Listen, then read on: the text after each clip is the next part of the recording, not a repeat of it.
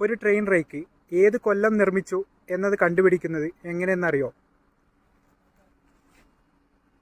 ട്രെയിനിൽ ഇങ്ങനെ ഒരു നമ്പർ എല്ലാ കോച്ചിലും ഉണ്ടാവും.